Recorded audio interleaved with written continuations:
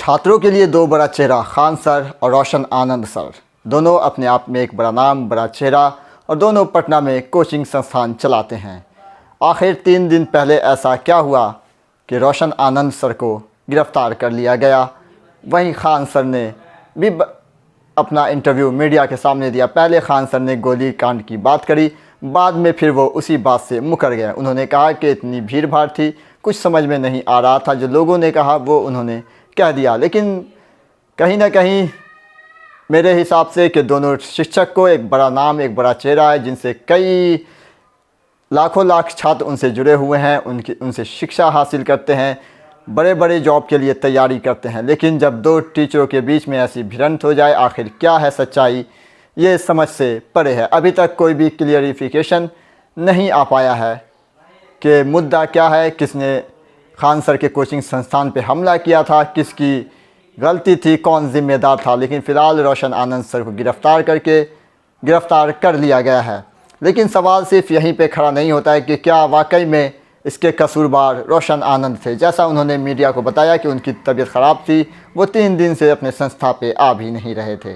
फिर आखिर कौन है इसके पीछे का साजिश करता, जिसने ये साजिश रची। खान सर के संस्थान पे पत्थरबाजी हुई, तोड़फोड़ की गई, लेकिन नाम आया रोशन आनंद सर का। क्या वाकई में ज़िम्मेदार हैं रोशन आनंद सर? आप देख रहे हैं खबरों की चाय, मैं सीएम अजीम। लेकिन बात सिर्फ दो शिक्षकों के बीच की नहीं है, बात है जो कई लाख छात्र इन दोनों से जुड़े हुए हैं, इनसे शिक्षा हासिल करते हैं, तैयारी करते हैं गवर्नमेंट जॉब की। वो भी अब सड़क पे आ गए हैं, एक दूसरे से नाइत्तेफाकी दिख रही है। ऐसे में सिर्फ दो शिक्षकों की गरिमा ही नहीं, बल्कि जो छात्र उनसे जुड़े हुए हैं, कहीं ना कहीं उनके बीच भी आपस में मनमुटाव, भेदभाव हो सकता है। क्योंकि दोनों के छात्र, खान सर और रोशन आनंद के सर के छात्र सड़क पे हैं, प्रोटेस्ट अपने अपने हिसाब से दोनों कर रहे हैं। लेकिन क्या ये इन समस्याओं का समाधान निकालेंगे? कहीं ना कहीं इन छात्रों का समय बर्बाद हो रहा है। जो छात्र उनसे शिक्षा हासिल कर रहे हैं, उनको भी समझ में नहीं आ रहा है कि आखिर हुआ तो हुआ कैसे, किसने कराया, कौन था साजिश करता। मेरा अनुरोध तो दोनों सर से होगा कि आपस में बैठ के कंप्रोमाइज़ करें, क्योंकि आपको दुनिया सुनती है। लाखों छात्र आपसे जुड़े हुए हैं, जो उनके पेरेंट्स छात्र के आपके पास अपने बच्चों को भेजते हैं शिक्षा हासिल करने के लिए।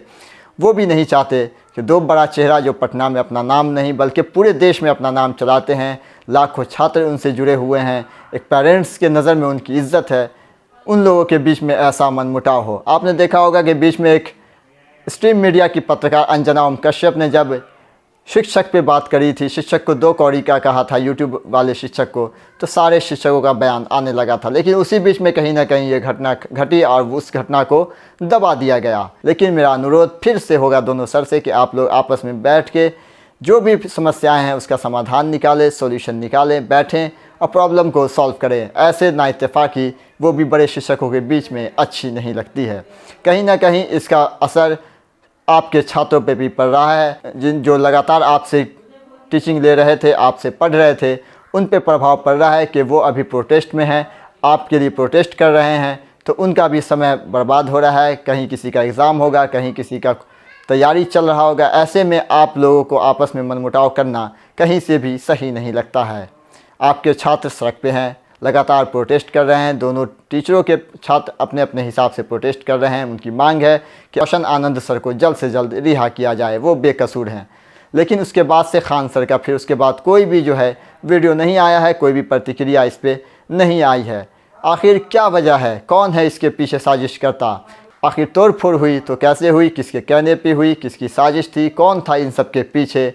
जो अचानक रात को पत्थरबाजी होती है, खान सर के कोचिंग संस्थान पे तोड़फोड़ की जाती है, उसके बाद नाम रोशन आनंद सर का आता है, उनको गिरफ़्तार कर लिया जाता है। लेकिन कहीं ना कहीं इससे शिक्षकों के बीच में मनमुटाव बढ़ सकता है, छात्रों के बीच में मनमुटाव बढ़ सकता है। जो छात्र आपसे शिक्षा हासिल करते हैं, आप उनके लिए प्रेरणा का स्रोत होते हैं, अगर उनके बीच में ऐसा होने लगे तो छात्र भी बहुत गमगीन हो जाते हैं। तो इसलिए फिर से मैं एक बार आप दोनों से अनुरोध करूंगा कि आपस में बैठें, जो भी चीज़ें हैं उसको ख़त्म करके अपनी अपनी कोचिंग संस्था को अच्छे से चलाएं, छात्रों को शिक्षित करें।